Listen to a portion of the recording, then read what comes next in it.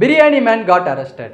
இன்னைக்கு தமிழ் இன்டர்நெட் கம்யூனிட்டியில இந்த ஒரு நியூஸ் தான் ட்ரெண்டிங்ல இருக்குது. எனக்கு இந்த நியூஸை பார்த்ததுக்கு அப்புறம் லிட்டரலி ஸ்ட்ரைக் ஆன ஒரு விஷயம் என்ன தெரியுமா? கர்மா will return to you at any time. ஏன்னா சரியா 3 வருஷத்துக்கு முன்னாடி மதன் ஓபியை அரெஸ்ட் பண்ணியிருந்தாங்க. மதன் ஓபி அரெஸ்ட் ஆகிறதுக்கு ஒரு வகையில பிரியாணி மேனும் காரணம் அப்படின்னு சொல்லிட்டு நம்ம எல்லாத்துக்குமே தெரியும்.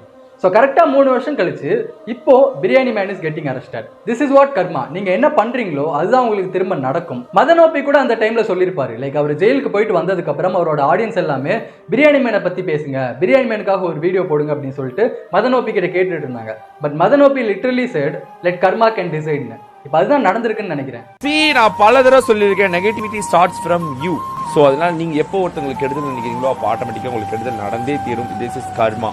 இப்போ உடனே நான் வந்து பிரியாணி மேனை ஹேட் பண்றேன் அப்படின்றதெல்லாம் கிடையாது. அந்த டைம்ல மதன் ஓபி இருந்த நிலைமையை பார்க்கும்போது எனக்கு வருத்தமாக தான் இருந்துச்சு. இப்போ பிரியாணி மேன் இருக்கிற நிலைமையை பார்க்கும்போது எனக்கு வருத்தமாக தான் இருக்குது.